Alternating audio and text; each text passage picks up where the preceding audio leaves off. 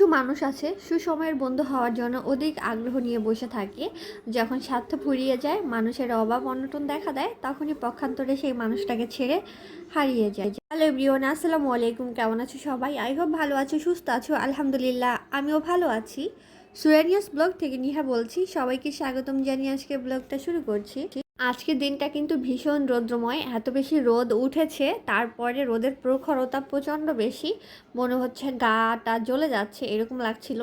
আর আমি বাসায় বসে বসে কিভাবে এটা ফিল করলাম জানো, সেটা তোমাদের সঙ্গে অবশ্যই তো শেয়ার করব। তার আগে দেখাচ্ছি, এই তো দুইটা মুরগি কালকে নিয়ে আসছিল নিজের বাবা রাতেবেলা। রাতেবেলা আর ইচ্ছা করেনি এগুলাকে প্রসেস করতে, তো ভিজিয়ে নিয়েছিলাম সকালে ঘুম থেকে উঠেই। এখন হচ্ছে এগুলাকে কাটাকাটি করব, দেন যতটুকু রান্না করি সেটা রেখে বাকিটা ফ্রিজিং করব। কারণ গত 2 সপ্তাহ ধরে আমার প্রিন্সেসকে মুরগির মাংস রান্না করে খাওয়ানো হচ্ছে না। দেখা যায় ও চিকেন খেতে ভীষণ পছন্দ করে, তো ওর বাবা মাঝে মধ্যে চিকেন ফ্রাই এনে দেয়, হাঁসের মাংস, গরুর মাংস, এইগুলা দিয়েই খাওয়া হয়েছে। মাছ টাছ আমাদের মাংসের তুলনায় মাছটা একটু বেশি খাওয়া হয়। তবে ইদানিং আমার প্রিন্সেস হচ্ছে মাংসটা বেশি পছন্দ করে, বিশেষ করে বিফ, চিকেন, দেন হচ্ছে কলিজা ওর অনেক বেশি পছন্দ। তো ও এমনিতেই খাবার খেতে চায় না, তাই ওর বাবা, আমি চেষ্টা করি ওর পছন্দ অনুযায়ী কিছু খাবার ওকে দেওয়ার জন্য, যাতে ওর ভালো খাবারের প্রতি একটু আগ্রহ জাগে। তাই একটু মাঝে মাঝে চেষ্টা করি ওর মন মতো করে রান্না করে দেওয়ার জন্য। আমার প্রিন্সেস পোলাও ভাত খেতে ভীষণ পছন্দ করে, তো প্রতিদিন তো পোলাওটা দিলে দেখা যায় শরীরটা কষা হয়ে যায়, তাই আর দেওয়া হয় না। এই তো মুরগির মাংস রান্না করব, ও বলছিল রোস্ট করে দিতে, আর না হয় ভেজে দিতে। তো দেখা যায় কি, শুধু পোলাও দিয়ে কিন্তু মুরগির মাংস ভাজা, সেটা কিভাবে খাবে? আর রোস্ট করার মতো রোস্টের মশলাও আমার কাছে নেই। মাথায় একটা আমার এই তো বুদ্ধি আসলো, ভাবলাম একটু চোরামি করে রান্না করে দেই, হলুদ ছাড়া রোস্টের মতো করে ভেজেই। তবে এটা আমি আগে খেতাম, মানে ওজন নিয়ন্ত্রণ করার জন্য দেখা যায় একটু এভাবে হেলদি করে রান্না করে খেতাম, একদম মশলা ছাড়া। এদিকে হচ্ছে 1 কাপ পোলাও চাল নিয়েছি আমার বাচ্চার জন্য। আর এই তো মুরগির মাংস নিয়েছি কেটে, বাকিটা হচ্ছে ফ্রিজে রেখে দিয়েছি, পরে কখনো খাওয়া হবে সেগুলা। আমি কি করি? আমি তো কিছুই করি না।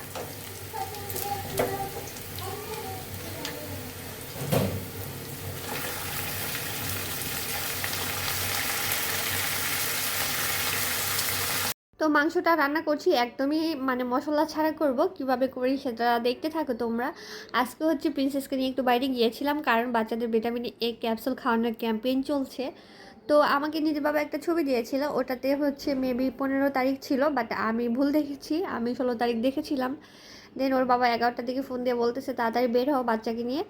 তো বাবু তখন ঘুমাচ্ছিল, ওকে ঘুম থেকে তুলেই নিয়ে গেছি, বাচ্চাটাকে নাস্তাও খাওয়াইনি। এত বেশি রোদ ছিল, আমার বাবুটা একদম লাল হয়ে গেছে রোদে। দেন হচ্ছে আমরা যে দেখে ক্যাম্পেইন হয়ে গেছে, তারপরে হচ্ছে নিতে গেলাম বাবু যেখানে হয়েছিল। ওখানে যেও আমরা হচ্ছে ভিটামিন এ ক্যাপসুলটা বাচ্চাকে খাওয়াতে পারিনি, কারণ এর আগের বারও এরকম হয়েছে, খাওয়াতে পারিনি। তবে 2 দিন যেহেতু ক্যাম্পেইন চলছিল, পরের দিন ওকে খাইয়েছিলাম। তো এত বেশি জ্যাম ছিল রাস্তায়, আমার আজিমপুর থেকে লালবাগ আসতে প্রায় 1.5 ঘন্টা লেগে গেছে। তো বুঝতে পারছো, হেঁটে 3-4 বার যাওয়া যায়, আসা যায় এতটুকু সময়ের মধ্যে। তো যেহেতু বাবুকে নিয়ে গেছি, ওকে নিয়ে তো হাঁটতেও পারবো না, আর রাস্তায় এত জ্যাম, আর এই পুরান ঢাকার রাস্তাগুলো এত চিপা চাপা, হেঁটে আসার মতো স্কোপ নাই বাচ্চাকে নিয়ে। যাই হোক, রিক্সাতে বসে বসে মা মেয়ে ঘেমেছি। দেন আসছি, আস্তে আস্তে আজান দিয়ে দিয়েছে। তো এসে এত বেশি মাথার যন্ত্রণা করছিল, আমার প্রচণ্ড রকম মাথা ব্যথা করছিল হঠাৎ করে এত রোদের মধ্যে। আর বেসিক্যালি আমার গরমের সময় মাথা ব্যথাটা একটু বেশি করে, অ্যাকচুয়ালি মাথা ব্যথা করে না, আমার হচ্ছে হাইপারটেনশনের প্রবলেম হয়, ব্যাক সাইড ব্যথা করে। সো দেখা যায় আবার আমি একটু চুল টুল শুকাই নিলে, একটু আস্তে নিলে, তো দেখা যায় চলে যায়, খুব একটা বেশিক্ষণ থাকে না। তো আজকে হচ্ছে বাচ্চাকে নিয়ে একটু শপিংয়ে যাব। আর তার আগেই তো মুরগির মাংসটা দেখো কীভাবে রান্না করছি, জাস্ট জিরা ধনিয়ার গুঁড়া দিয়েছি, একটুখানি আদা বাটা দিয়েছি, যাতে মুরগির স্মেলটা না থাকে। আর এটার মধ্যে কিছুই দিব না, লবণ ছাড়া। তেল তো মাস্ট দিতে হবে, তাও সামান্য দিয়েছি। তো আমি মুরগির মাংসটা এইভাবেই জাস্ট ভেজে ভেজে রান্না করব, এই তেলের মধ্যে ভাজা হয়ে যাবে। তবে এইভাবে খেতে কিন্তু দারুণ লাগে আমার কাছে না, বেসিক্যালি এটা আমার মনে হয় সবার কাছে ভালো লাগার কথা। এই নিউজ ভিডিওর এই পর্যায়ে যদি আমার কোনো আপু এবং ভাইয়া থেকে থাকো, আর ভিডিওটায় লাইক দিতে ভুলে যাও, একটা লাইক দিয়ে দিও। প্রথমবার যদি কেউ আমার চ্যানেলটা ভিজিট করে থাকো, তাহলে সাবস্ক্রাইব করে দিয়ে আমার পাশে থেকে যেতে পারো। এই তো পোলাও ভাত রান্না করছি, আর আমি হচ্ছে মিল্ক প্যানেই বসিয়েছি, কারণ হচ্ছে এত অল্প চাল, এটা কোন পাতিলে বসাবো বুঝতে পারছিলাম না। এখানে 1 কাপ চাল আছে, নর্মালি আমি 1 কাপ চাল যে পাতিলে রান্না করি, ওই পাতিলটা হচ্ছে মানে খালি নেই, ওটার মধ্যে জিনিসপত্র রাখা আছে কিছু হয়তো বা, তো এটার জন্য খুঁজে পাচ্ছিলাম না। দেন হাতের কাছে মিল্ক পটটা পেলাম, এটাই বসিয়ে দিয়েছি। তো এটা আমার মনে হলো 1 কাপ চাল এটার জন্য পারফেক্ট, এটাতেই সুন্দর লাগছে দেখতে। আর এই তো মাংসটাকে আমি কষিয়ে কষিয়ে রান্না করব, এখানে কোনো পানি ইউজ করা হয়নি। তো দেখো কত সুন্দর ভাজা ভাজা হয়ে গেছে। লাস্টে একটু পানি দিব অবশ্য, না হয় সফট হবে না, যেহেতু বাচ্চা খাবে। বেসিক্যালি আমার জন্য যদি আমি রান্না করি, আমি একা খাওয়ার জন্য, তাহলে কিন্তু আমি কোনো পানি ইউজ করি না। যতটুকু মুরগি থেকে পানি বের হয় ওটা দিয়ে খুব সুন্দর করে ভাজা হয়ে যায়। তবে এই রান্নাটা কিন্তু কখনোই আঁচ বাড়িয়ে দিয়ে করা যাবে না, মানে একদম কি বলবো, লো টু মিডিয়াম আঁচে রাখতে হবে আর ঢেকে রান্না করতে হবে, তাহলে সফট হবে। তো প্রিন্সেস তো অপেক্ষা করছে তার এলসার ড্রেস কখন কিনতে যাব। আজকে আমার বাচ্চাটারও খাওয়া হয়নি, ঘুম থেকে উঠিয়ে যখন নিয়ে গেছি আস্তে আস্তে একটা বাচ্চা, ও এত বেশি মানে ওর মুখের রগগুলা দেখা যাচ্ছিল, পুরো লাল হয়ে গেছে আমার বাচ্চাটা রোদে, ভীষণ মায়া লাগছিল দেখে। দেন ওকে একটা আইসক্রিম কিনে দিয়েছি, আর ও ক্যাডবেরি অনেক পছন্দ করে, ক্যাডবেরি কিনে দিয়েছি, চিপস কিনে দিয়েছি, যাতে ওর মনটা ভালো হয়। একটা বোকামি করা হয়েছে, তাড়াতাড়ি যাওয়ার কারণে ছাতা নিতে ভুলে গেছি, ছাতা নেওয়া হয়নি, তাহলে আমার বাচ্চাটার এত কষ্ট হতো না। আর আমারও এত বেশি মাথা পেন করছে, মানে আমি কেন যেন এত ক্লান্ত হয়ে যাচ্ছি দিন দিন, বুঝতে পারছি না, শরীর কাজ করে না। তো যাই হোক, এই তো মরিচ দিয়ে দিচ্ছি একটু স্মেলের জন্য, কারণ খুব একটা ঝাল তো আমার বাচ্চা খেতে পারে না, দেখা যায়, তার জন্য আস্ত মরিচগুলো দিয়ে দিলে, আমরা যখন খাই তখন মরিচটা একটু ডলা দিয়ে নিলেই কিন্তু খাওয়া যায়। তখন দেখা যায় ডোলে যদি ভাতের সঙ্গে খাওয়া হয় তরকারি একটা ঝালের ব্যালেন্সটা চলে আসে। যাই হোক, ওর বাবা এরই মধ্যে ফোন দিয়েছে, আর ওর বাবার সঙ্গে একটু রাগারাগিও করেছি, মানে টুকটাক কিছু ইস্যু নিয়ে। মানে রাগারাগি বলবো না, জাস্ট আমাদের রাগ তো 2 মিনিটের বেশি থাকে না। ও হচ্ছে মানে ভয়েস দিয়ে মেজাজ দেখাচ্ছিল, আমিও ভয়েসে মেজাজ দেখাচ্ছি। দেন ওকে একটা মানে ওই রাগের মধ্যে একটা কথা বলেছি, ও হা হা করে হেসে দিছে ফোন দিয়ে। আমাদের রাগ শেষ, মানে আলহামদুলিল্লাহ আমাদের ঝগড়া কখনোই বেশিক্ষণ থাকে না, আর ঝগড়া তো হয়ই না, এই সব মনোমালিন্য। যাই হোক, তোর বাবাকে বলেছি আমি আসবো না শপিংয়ে, আবার ফোন দিয়েছে যে আসো, না হয় কিন্তু পরে আমি আর সময় দিতে পারবো না। দেন ভাবলাম ঠিক আছে আগে বাবুকে খাওয়াই, তারপরে ডিসিশন নিব। আর হচ্ছে আমি তো মানে সন্ধ্যার পর না ভালো লাগে না, একদমই ভালো লাগে না, বের হতে ইচ্ছা করছিল না। দেন বের হয়েছি এশারের পরে, তারপরেই তো টুকটাক কেনাকাটা করেছি মেয়ের জন্য, আর সেই ব্লগে তোমাদের সঙ্গে পরবর্তীতে শেয়ার করব। কালকে কোনো ব্লগ শেয়ার করতে পারিনি, এই তো এই ব্যস্ততার কারণে, আর হচ্ছে ইচ্ছা করেনি, ভালো লাগছিল না, অনেক ব্যস্ত ছিলাম, সব কিছু মিলিয়ে তোমাদের সঙ্গে কোনো ব্লগে শেয়ার করা হয়নি। এরই মধ্যে দেখো আমার চিকেনটা কিন্তু হয়ে গেছে, আর এটা একদম ভাজা ভাজা করেছি, আমি জানি না ক্যামেরাতে কতটুকু বোঝা যাচ্ছে, বাট ভীষণ সুন্দর একটা স্মেল বেরোচ্ছে। তো তোমরা চাইলেও কিন্তু এভাবে ট্রাই করতে পারো। আর আমার বাবু তো এই বারবার আসছে কখন যাব, রাত হয়ে যাবে, তো আমাকে বলছিল, তো আমি বললাম যে রাত হয়ে যাবে না, আমরা রাত হওয়ার আগেই যাব, কারণ এই কথা না বললে সে মন খারাপ করবে, খাবার খাবে না। আগে হচ্ছে রেস্ট নিব, তারপরে চিন্তা ভাবনা করবো যাবো কি না। তো ও বাবুকে খাইয়ে দিয়েছি, এই তো এখন হচ্ছে বিকালবেলা, আর ইফতারি তো কিছুই বানাবো না, কারণ হচ্ছে একদম ইচ্ছা করছে না, গত কয়েকদিন ধরে ইফতারি বানানো হয় না। দেখা যায় সন্ধ্যাবেলা যা থাকে ফল টল, এর বাইরে তেমন কিছুই আয়োজন করা হয় না, ওইভাবে একটা দুইটা আইটেম হয়তো করা হয়। আর আমার প্রিন্সেস এদিকে লেখাপড়া করছে, তো ওকে আমি হাত ঘুরিয়ে এডুকেশন বোর্ড লিখে দিয়েছি যে তুমি এই লেখাটা কমপ্লিট করো। আর এটা কিন্তু হচ্ছে আমি একদম নিজের হাতে লিখিনি, মানে ওর হাতে ছিল চকটা, আমি জাস্ট ওর হাতটা ধরে ঘুরিয়ে ঘুরিয়ে লিখেছি। তো নিচ দিয়ে আবার দাগ দিয়ে দিয়েছে সুন্দর করে, নিজে নিজে একা একা করে। ওর ডাস্টারটা খুঁজে পাচ্ছিলাম না, তাই তো একটা হচ্ছে কাপড় ছিল ওটা দিয়ে মুছছে বারবার। বেসিক্যালি আমার বাবু না মাশাল্লাহ দেখো কত সুন্দর বিল লিখে ফেলেছে। তো ওকে কখনো ওইভাবে ট্রাই করা হয়নি, ওর আইকিউ অনেক বেশি স্ট্রং, মাশাল্লাহ মাশাল্লাহ আলহামদুলিল্লাহ। কারণ ওকে একবার আমি একটা না কথা যদি বলি সেটা মনে রাখতে পারে অনেকক্ষণ পর্যন্ত, বা কয়েকদিন পর্যন্ত ভুলে না। দেখো কত সুন্দর করে উল্টাপাল্টা করে বিল লিখে ফেলছে। আর এই তো মোটামুটি করে ওকে আমি যদি বলি যে মাম্মি তুমি এখানে হচ্ছে একটা এ লিখো, তো এ বি লিখতে পারে, ও মোট হচ্ছে এ পর্যন্ত লিখতে পারে। আমি একবার এবিসিডি লিখে দিয়েছিলাম, ও নিজে নিজে ট্রাই করে এ পর্যন্ত পেরেছে। জিটা আর করতে পারিনি, কারণ জিটা একটু পেঁচানো লাগে ওর কাছে। তো আমি হচ্ছে আজকে বললাম যে ঠিক আছে তোমাকে জি লেখাটা শিখিয়ে দেই। আমি ওকে নিয়ে কখনো বসি না, কারণ হচ্ছে যখন স্কুল ভর্তি করব তখন তো পড়াশোনার একটা চাপ থাকবে, এর জন্য বাচ্চা মানুষ এক্সট্রা করে এখন আর চাপ দিয়ে কোনো লাভ নেই। আর উল্টা করে এ লিখেছে দেখো কত সুন্দর করে লিখে, তো খুব খুশি, এ লিখে ফেলেছে। তো আমি বারবার বলছিলাম যে বাবা তোমার এটা অনেক বেশি সুন্দর হয়েছে, বিটাও সুন্দর হয়েছে, তবে এটা না মাথাটা ঘুরে গেছে, অনেক রোদ ছিল তো আজকে, তুমি একটু সোজা করে দাও আমার মাথাটা।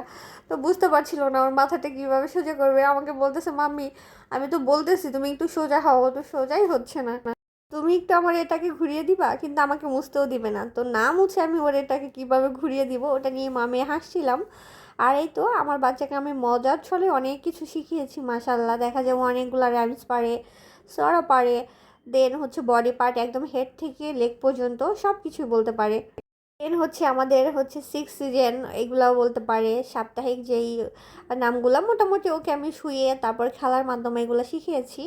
তো এই জন্য হচ্ছে ওর মানে অ্যাকচুয়ালি পড়তে বসানো ওইভাবে হয় না, তবে ABCD অক্ষরগুলো কিন্তু ও সব চিনে, ওকে যদি জিজ্ঞেস করি এটা কি এটা কেউ বলে দিতে পারে।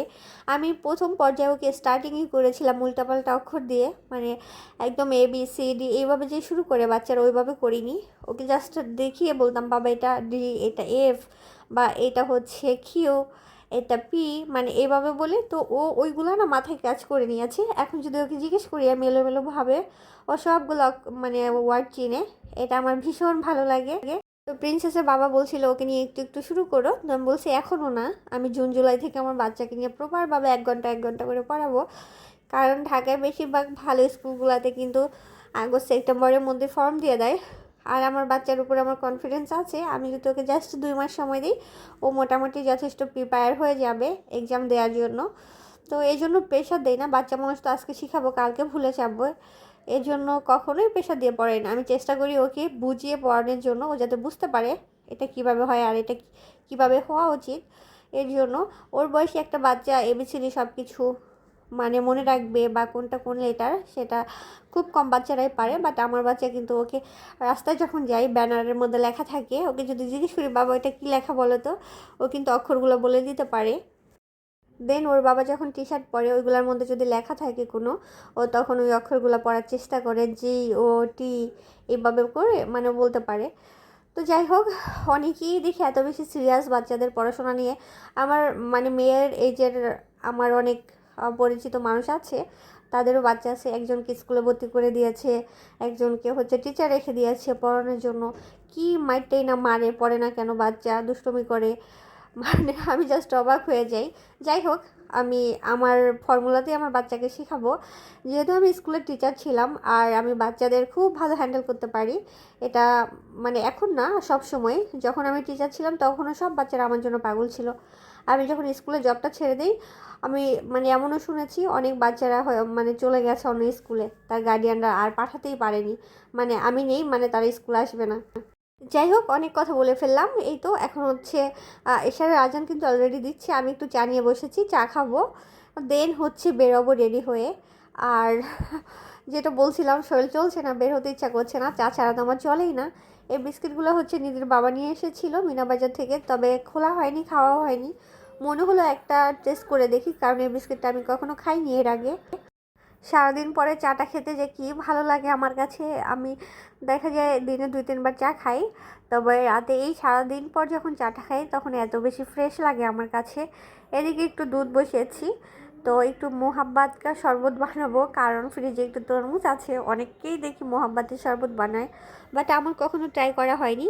ভাবলাম যেহেতু রুহ আফজা আছে একটু ট্রাই করি। এখানে 1/2 লিটার দুধ আছে বসিয়ে দিয়েছি, এটা জাল করে ঘন করে নিব। তো দেখা যায় এদিকে হচ্ছে বাবু বারবার আসছিল, ও একটু খেলতে চাচ্ছে আমার সঙ্গে, বাচ্চাটা সারাদিন একা একা থাকে তো বোর হয়ে যায়। তো ভাবলাম যে আঁচটা কমিয়ে দিয়ে তারপরে হচ্ছে দুধটা গরম করে নেই, কারণ এটা ঘন করব, সো এটা দাঁড়িয়ে থেকে করতে হবে না। কিছু থালাবাটি রয়েছে সেগুলোও ক্লিন করব, করা হয়নি সন্ধ্যাবেলা। দেন হচ্ছে একটু সেলাই মেশিনে বসবো, গত 2 দিন ধরেও বসা হচ্ছে না। আর এই ভিডিওটা কিন্তু রাতের বেলা করা, তো এটা হচ্ছে মানে মোটামুটি বেশ রাত এখন। আমার হাজব্যান্ড চলে এসেছে আর ওর জন্য এই তো বানিয়েছি, কারণ বানিয়ে রাখলে কিন্তু এটা ভালো লাগে না, ইনস্ট্যান্ট বানিয়ে খেতেই ভালো লাগে। তো ওকে 1 গ্লাস দিয়েছি, উপরে বরফ দিয়ে দিয়েছি, আর ঠান্ডা ঠান্ডা খেতে বেশ ভালো লাগে। রুহ আফজাও দিয়ে দিয়েছিলাম 2 চামচের মতো পরিমাণ করে। এটা কিন্তু খুব কষ্টকর কোনো ব্যাপারই না, মানে খুবই ইজি একটা প্রসেস, এত সহজ সময় হয়ে যায়।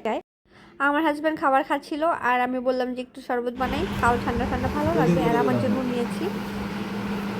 তো এই তো সব কিছু মিলে এটাই ছিল আজকের ভিডিও। ভালো লাগলে লাইক দিও। সবাই ভালো থেকো, সুস্থ থেকো। আল্লাহ হাফেজ। শোনো